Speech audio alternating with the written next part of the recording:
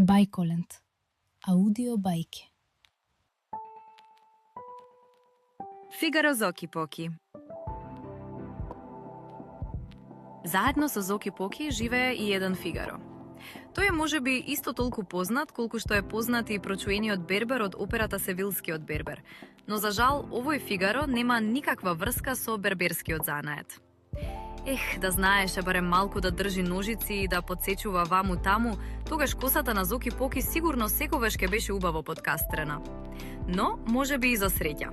Зашто леле? Кој знае што ќе станеше во станот на Зоки Поки ако овој Фигаро умееше да држи ножици? Еве ви го да го видите. Големата авантура на Фигаро. Мачорот на Зоки е дебел и прилега на голема топка за плажа. Но иако сите го признаваат тоа, никој не умее да каже како тој го доби своето име, кое впрочем никако не и прилега на таква топка. Најпосле, зарем за еден мачор може името да биде толку важно? Тој е навистина познат и славен, а на славните им требаат убави имиња. Но Фигаро беше од оние што не обрнуваа внимание на тоа. Тој само знаеше дека сака да си игра и да се задева. Да, рака на срце, многу сакаше да се задева. Например, многу сакаше да се обесува со ноктите на долго набраното здолниште на бабата. Или лулето на тато да го тркала под кревет, иако тој поради тоа многу се лути. Или да скока врз убавиот чадор на мама. Што, се чудите? Еднаш така и стана. Скокајки од креденецот врз него, кога тој беше отворен да се исуши од дождот, Фигаро го распари свилениот чадор со своите ногти. Гледате ли? А пак, што се прави со Зоки, тоа не може да се раскаже. Умот ќе ви застане.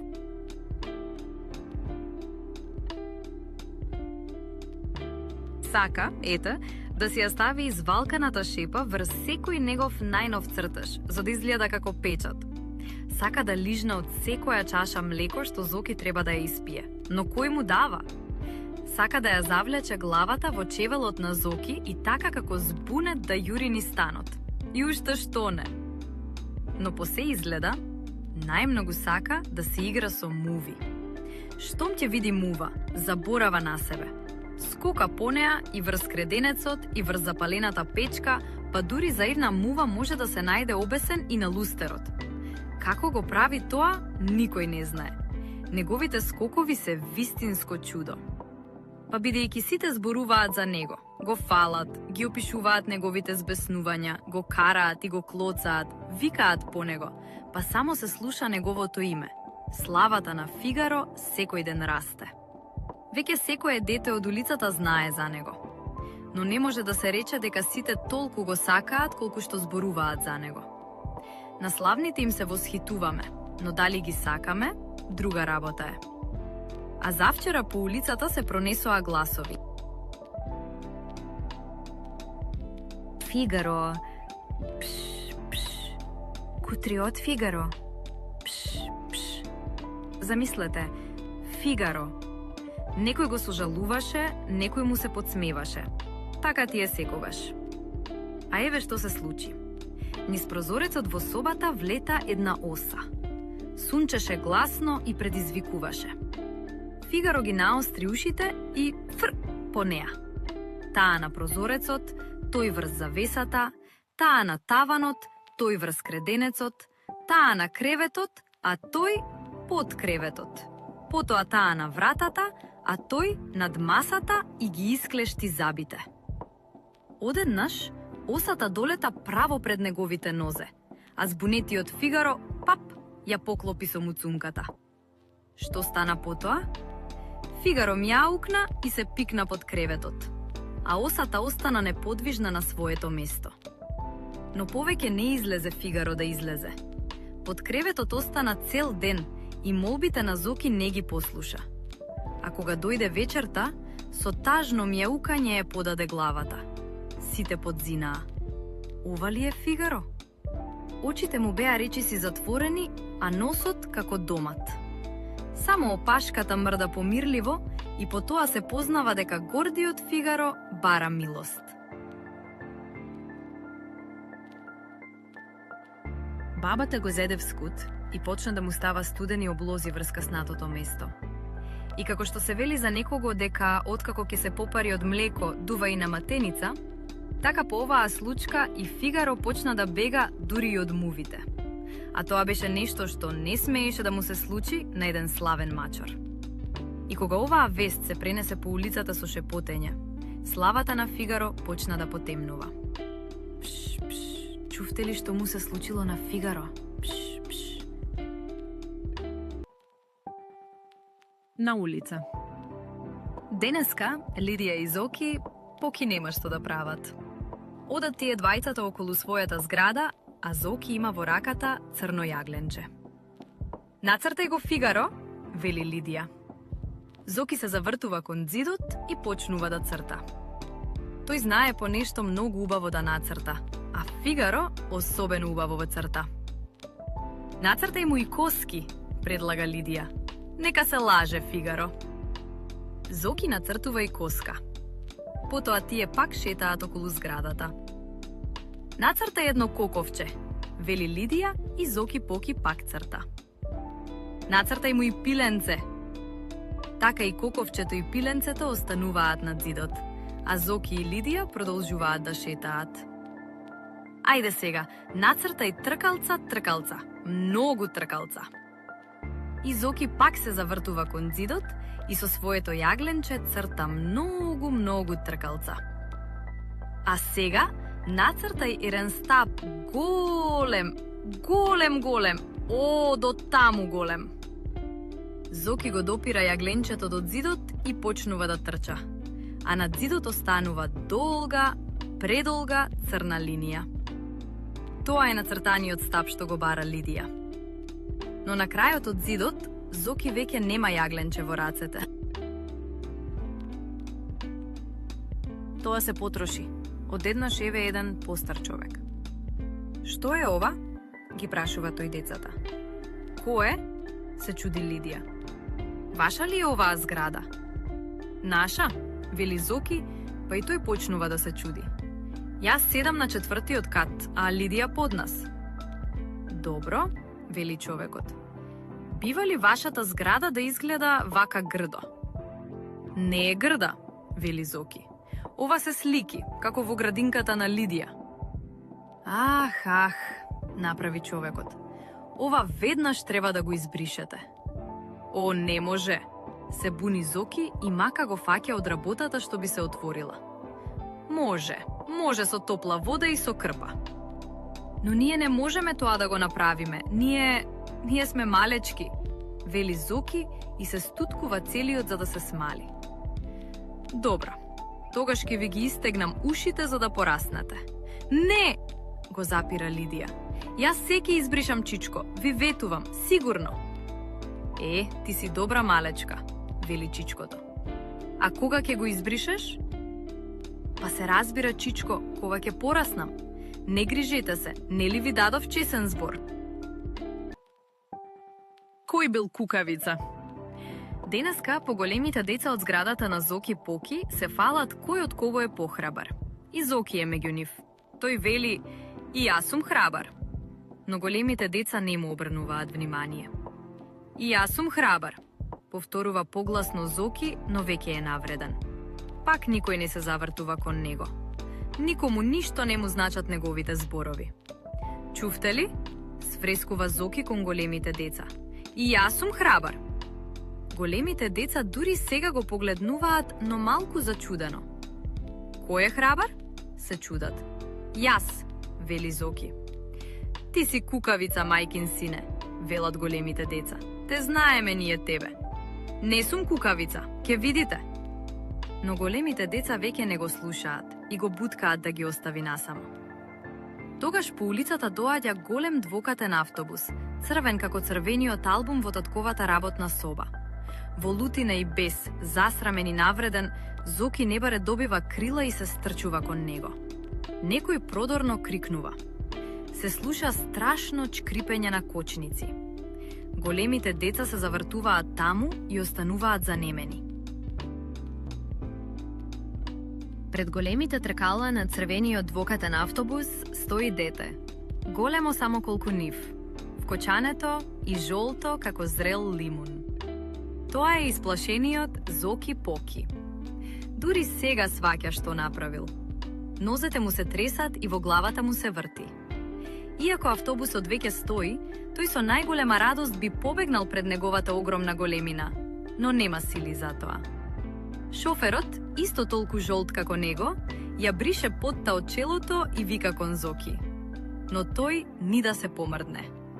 Гледа во патниците што се појавиле исплашени по прозорците. Срцето му тупти. Другите автобуси свират и тој не знае што да прави. Тогаш шоферот слегува од кабината, го фаќа Зоки за уши и така го довлечкува до тротоарот. Големите деца веднаш го заобиколуваат. И ете тогаш нему му се враќа силата. Си мисли, леле, колку беше страшно. Никогаш повеќе. А пред големите деца се испрчува, како да добил орден за својата храброст. И додека бојата на лицето полека му се враќа, тој вели: Видовте ли кој е кукавица? Шоферот немаше смелост да ме изгази. Зоки Поки беше в парк, па кога се врати од таму го прашаа: "Што виде таму, Зоки?" Зоки како одамна да го очекувал ова прашање. Тој знаеше дека децата често така ги прашуваат за да ги научат повеќе да гледаат околу себе. Како па тие тоа да не го правеа? Но Зоки како Зоки беше подготвен на се. Па за да им направи задоволство на постарите, почна да реди како ни стоп. Видов еден чичко. Леле, колку беше смешен. Немаше друга работа, па со една жица ги боцкаше сите книжничиња што ги испуштаа децата. Потоа си ги ставаше во една кошмица за да си ги носи дома. Возрастните се насмеаја, но сепак го поттикнаа. А што виде друго? Една мајка и едно дете седеа на една долга штица што се нишаше. На игралиштето ли? Да, но каква лоша мајка. Таа беше од едната, а детето од другата страна на штицата. Кога детето ќе дојдеше до земјата, таа ќе му направеше така што пак да се крене горе. О, кутрото не смееше дури ни да заплаче. Да видевте само. О, рекоа возрастните и пак се насмеаја. А што виде друго? Што? Видов како едно бебе го чува деда си крај својата количка. Дедото дремеше, а бебето мафташе со рачињата за да му ги ишка мувите пред носот. О, рекоа пак возрастните и пак се насмеаја. Потоа видов како едно голямо дете си играше во тревата. Чичкото чувар го виде, потрча по него и му рече: "Дојди да ти го измерам грбот, невоспитано." Но детето беше нечувствително и избега. И на ова возрастните пак се насмеаја. На Зоки му е радост кога некој се смее, но тој неќе нему да му се смеат. Затоа тој рече: "Епа, кога на се што ќе ви кажам се смеете, тогаш нема повеќе што да ви кажувам." И тој тупна со ногата и си излезе. Приказна за тажниот петел. Знаете веќе дека Зоки Поки живее во многукатна зграда во центарот на градот. Бидејќи пред неа и зад неа нема двор, неговите родители чуваат еден петел на таванот. Тоа се разбира забрането, но петелот е толку убав и голем што не им дава срцето да го заколат. Секое утро Зоки и баба му носат храна на петелот. Кога ќе влезат тие на таванот, петелот секогаш стои мирно во еден агол. Не се ни трга, ни бега, само така стои и гледа понекогаш во Зоки со своите љубопитни очи. "Бабо," се чуди често Зоки, "што му е на овој петел?" "Тажен е," му вели баба му. "Затоа е таков." "Зошто би бил тажен?" "Па на таван е, Зоки. Кој петел не би сакал да биде на двор?" Мисли Зоки. Многу е жално кога некој е тажен. Што може да се направи со овој петел? Да се пушти, сосе малку на улица, на пример. Како би било тоа? Откако слегоа долу, во станот, Зоки скришум се искачува пак на таванот и почнува да го гони петелот удолу по скалите. Петелот првин изгледа многу зачуден, но потоа, како да сваќа нешто, истрчува и почнува да бега по скалите. На своите ги шири крилјата како авион, скока и крека колку што му држи гласот. Зоки трча по него, се препнува, паѓа и вика. Се отвораат вратите од становите. Излегуваат жителите на големата зграда и кога го гледаат Петелот, помислуваат дека тој треба да се фати. Сите потрчуваат по Петелот, а тој сега веќе исплашен, уште побрзо полетува на улица. Улицата малку го збунува. Застанува, почнува да гледа наоколу, испитува се и се што и се чуди. Се гледа дека е уплашен и среќен. И Зоки е уплашен и среќен. Тој не мисли на незгодите што може да ги предизвика овој Петел на улицата. Бабичке, моли тој. Не фаќајте го, не фаќајте го. Но никој не го слуша Зоки и тој почнува да плаче. Поминува еден камион и за малку убавиот Петел ке се најдеше под неговите тркала. Зад него јурат 2 лимузини и еден автобус, па мотоцикли со развијани знамиња.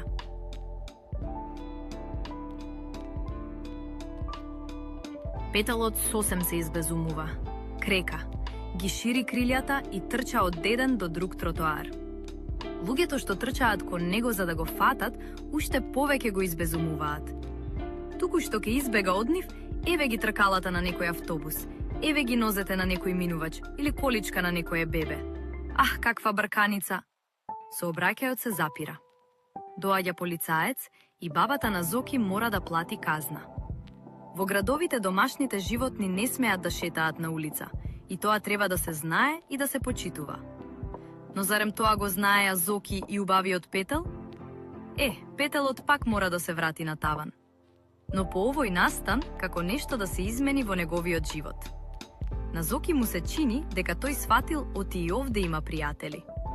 Инаку, зошто толку ведро би трчал кон Зоки, кога овој секое утро ќе ја подаде главата низ таванската врата? Големиот убав Петел како да не е повеќе тажан. Дали е тоа поради пријателството со Зоки, или поради тоа што најпосле сватил дека во големите градови е подобро да бидеш на таван отколку на улица? Гостин од село. Кај Зоки дојде гостин.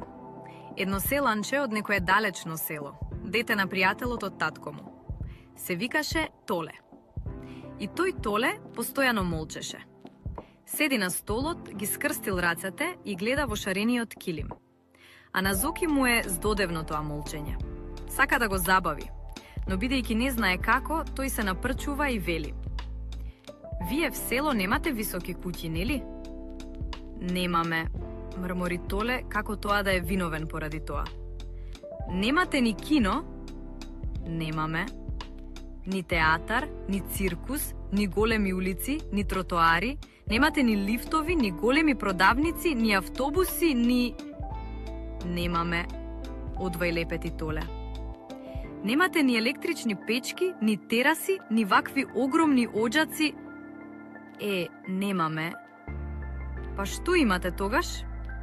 И Зоки поки, занесен, мисли дека е победник. Толе ја крева главата и почнува да мисли. Па имаме двор, а вие имате ли двор? Зоки се чешка по главата. Двор немаме. И Петелот го чуваме на таван. Толе се охрабрува. А имате ли поле? Немаме, вели сега Зоки. Ете, гледаш? А каде ви растат јаболката, крушите, грозието? На терасата? Зоки се лути. Добро де, добро, па што друго? Немате ни крави, вели Толе. Ни биволи, ни воденица, нели? Ни поток, кажи. Немаме, признава Зоки. Но повеќе со ништо не можеш да се пофалиш. Но Толе дури сега се топори. Како не? А имате ли вие, кажи, планина? Планина? Се чуди Зоки. Кој може да има планина? Па ние? До нашата куќа се наоѓа планина. Види, се стаписува Зоки и замолчува. Тогаш влегува бабата со рацете запретани во тесто. Вели таа, струјата изгасна. Питата нема каде да ја печам. Ние в село имаме вршник, вели Толе, и фурна, а вие електрични печки. Мисли Зоки, мисли и одеднаш се му станува јасно. Па што, си вели тој, тие имаат она што немаме ние, а ние пак она што немаат тие. Па тоа е прекрасно. Од оваа мисла лутината брзо му поминува и неговото лице со наклонетост се насмевнува кон гостинчето од село. Ако ти се допадна бајката, притисни лайк, шер и сабскрајб. Се гледаме во следната бајка.